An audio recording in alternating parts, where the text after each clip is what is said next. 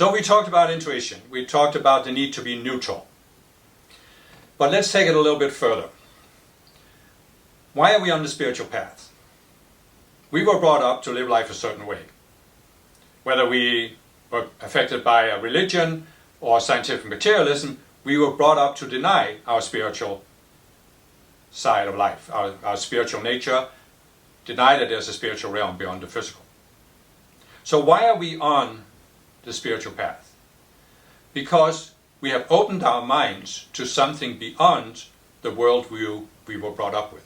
In other words, the only way to step on the spiritual path is to be open-minded, more open-minded than the people who believe what they were brought up to believe. You look at the world today, you can see many people, they were brought up to accept a certain worldview, and as adults, they haven't changed at all. I look at my family that I grew up with, and I can see that their lives was that when they were children, when they were teenagers, they received some ideas, but then when they became adults, their worldview was set. It was fixed.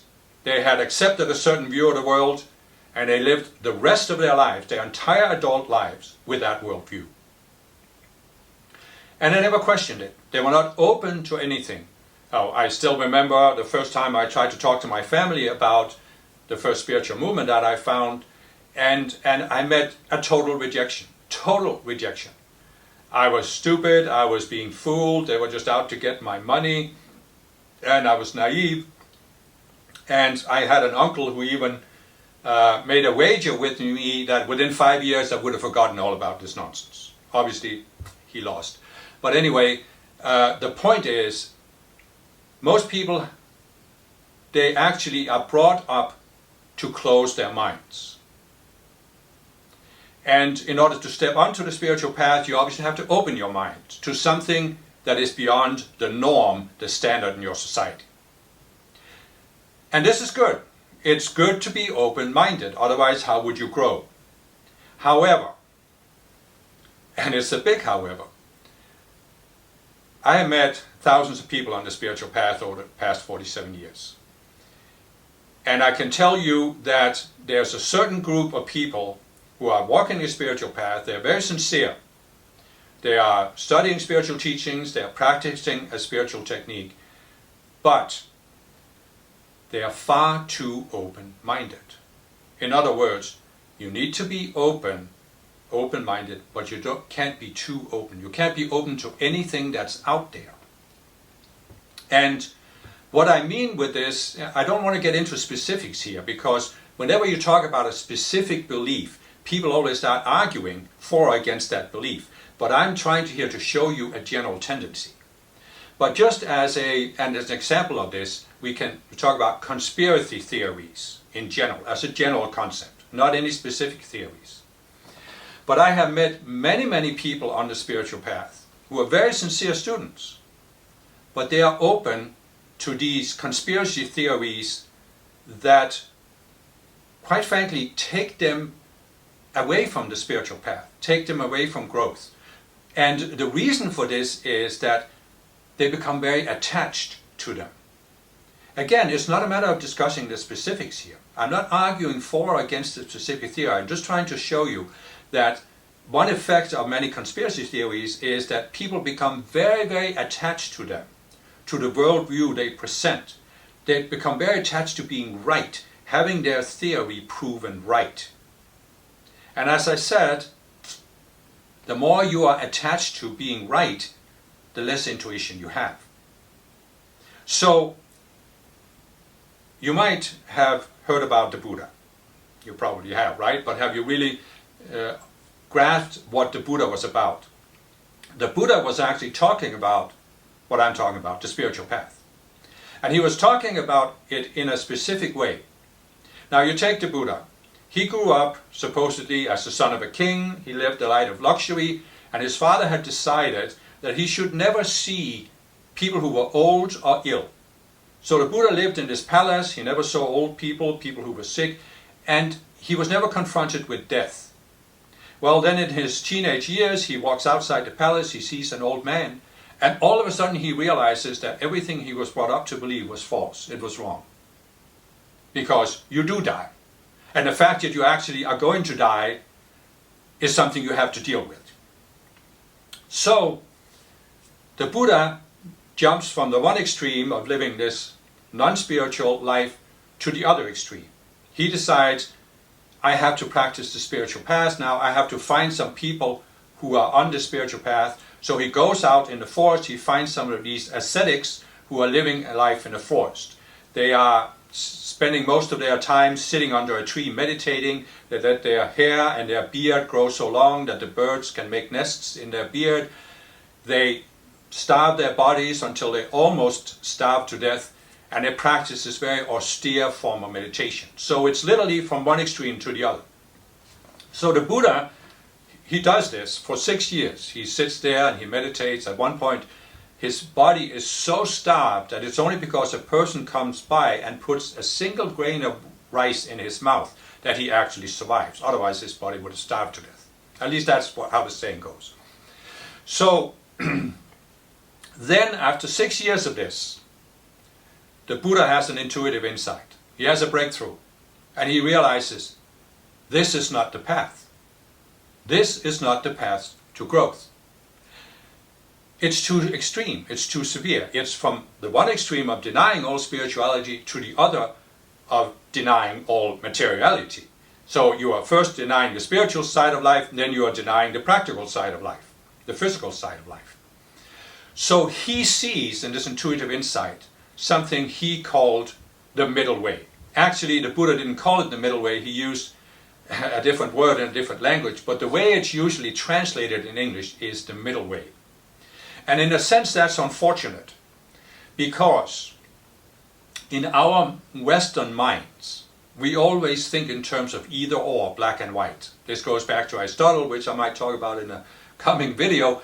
But Aristotle had this idea that a statement was either true or not true. There was nothing in between.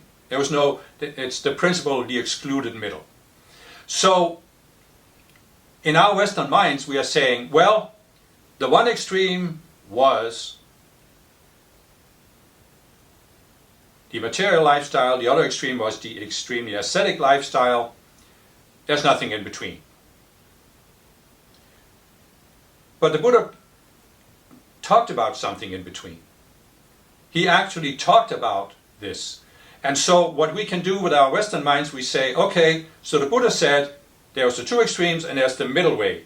So what do we do with our minds? We say, yeah, so we have a scale, there's one extreme here, there's one extreme there, and there's a line in between them, so the middle way must be right in the middle between the two extremes. That's the middle way. And that's not actually what the Buddha meant. The Buddha meant, first of all, that we find a balanced approach to growth. So the life he led when he was young was not balanced. It was totally focused on material pleasures. The life he led as an ascetic was not balanced either. It was denying all physical pleasures and even physical needs. So we need to find a balance in between that allows us to function in our daily lives, that allows us to function in our normal lives. And that's the principle of balance. But balance is not, and this is what the Buddha was trying to say, it's not the midpoint between two extremes. The Buddha didn't use the concept of these extremes, the dualistic extremes. He talked about the pairs. So there are certain pairs. There's good, there's evil, there's true, there's untrue. And what the Buddha was trying to say was that most people are trapped in a state of mind that's dominated by these pairs. There's an extreme here, there's an extreme there. And what he was talking, when he was talking about the middle way, he was not talking about finding a midpoint between these two dualistic extremes. He was talking about rising to a higher level of consciousness where our view of life is not dominated by the extremes. This might require some contemplation if it's a concept that's new to you. It took me a lot of time to integrate this, but it's a very important insight to keep in mind, because when we're on the spiritual path, we are faced with these extremes. We have to function in our daily lives. Perhaps we have families, we have children. Well, they need to be taken care of. In order to do that, we have to have a job. I have met many people, especially when I was young, and especially in my first meditation movement, many people who just wanted to focus on spiritual growth. And this movement had this very elaborate system where you could take these classes. First you became an instructor, then you could take even more advanced classes. Sometimes they lasted 6 months for a class like this, where you were in a retreat setting and you were meditating a lot and getting certain teachings, doing certain other exercises, but you were completely focused, so to speak, about spiritual growth. And many people, it was their dream to be constantly in this setting. I even knew some people who first they took a 4-month course, and then they went directly onto a 6-month course, and then they went on to another course. So they spent a whole year being in this retreat setting. And of course you have the old thing with the monasteries, where monks and nuns from various traditions, they spend their whole lives in a monastery. And so this is the one extreme we're dealing with on the spiritual path, that we can have this desire to make the fastest possible progress, and we think the way to do this is to live in a monastery where we're only focused on so-called spiritual activities. And then the other extreme, of course, is the practical daily lives. So all of us have to struggle to find a balance between the two. But why do we have this? Why do we have this problem finding this balance? It's because we have these pairs in our minds, these two dualistic extremes that says, these are worldly activities, these are spiritual activities. We have a division, a clear division between spiritual activities and worldly activities. In my first movement, it was meditating. That was a spiritual activity. Listening to spiritual teachings, that was a spiritual activity. But having a job, that was not a spiritual activity. There were literally people who would take a job to make enough money to take the next course, and they would live their lives that way. In my second spiritual movement, it was giving these decrees and invoking spiritual light for as many hours as possible, studying teachings. That was a spiritual activity. Everything else was just a necessary evil. Well, that's not what the Buddha actually taught. He taught, find a balance between the two. But how do you find a balance? There's only one way. You have to transcend the level of consciousness that's dominated by the pairs, by the dualistic extremes. Why do we have to look at things that they are either or? That they are either spiritual or they are not spiritual, or even anti-spiritual? Why is the world anti-spiritual? Does the world have to be anti-spiritual? Wouldn't it be possible to rise to a higher level of the spiritual path, where these sharp divisions between spiritual and non-spiritual start to just fade away, and we suddenly realize that everything is spiritual? Everything is part of our spiritual path. Everything leads to growth. What have I said in this series of talks? What's the essence of the spiritual path? It is that you come to see something in yourself, in your perception filter, in how you react to the world. And when you see it, and see it how it limits you, and see the illusion behind it, then you take a step forward on the spiritual path. What have I also said? There's no automatic path. You can sit there in a retreat setting and meditate for 10 hours a day. It is not automatically going to give you growth, because what is growth is you come to see an illusion. Well, the fact of the matter is, when you are in a retreat setting, you are in a very controlled environment. There's nothing that disturbs you, so you're not reacting to anything. How are you going to see your reactionary patterns? Well, there may be something that disturbs you, there may be other people, but in many cases people are it's such a controlled environment. You can have, I read about Mother Teresa, for example, and people who are living their whole lives as monks or nuns. And they go into this order and they just accept, this is what I have to do. I have to follow the rules. And once they do that, they're never challenged. Nothing pushes their buttons. Nothing stirs them up, so they never get to look at themselves. But when you are out in the world interacting with other people, especially if you have children, because nobody's better to push your buttons than your children, then you have an opportunity to see, oh, I'm reacting. Why am I reacting this way? What's the illusion behind it? And that can give you actually much, much faster spiritual growth than spending 6 months on a meditation retreat, where you're never challenged. So when you come to that realization, you realize every aspect of your life is an opportunity for spiritual growth. Every aspect. And this actually brings me back to the conspiracy theories, because conspiracy theories are generally very black and white. They are based on what I call black and white thinking, which I'll talk more about. And they say there is the mainstream view that we were brought up with, and it's a complete illusion. It's completely wrong. And then there's the theory, the conspiracy theory, which has the truth. It's black and white. It's either or. And what I have seen this do to people I have known and who have been on the spiritual path for many years is it just polarizes their minds even more. They become more and more attached to their beliefs, and they become more and more pulled into this black and white thinking, where they are dominated by these dualistic extremes. And I'm not advocating that you should believe everything that mainstream media tells you. But I'm not advocating either that you should disbelieve everything mainstream media tells you.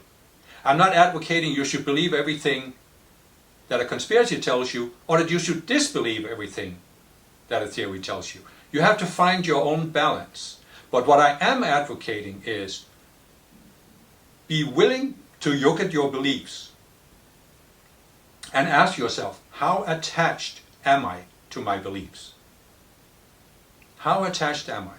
Because it has been my experience over 47 years that as you rise on the spiritual path, you become less and less attached to your outer beliefs, your outer opinions, your outer identification.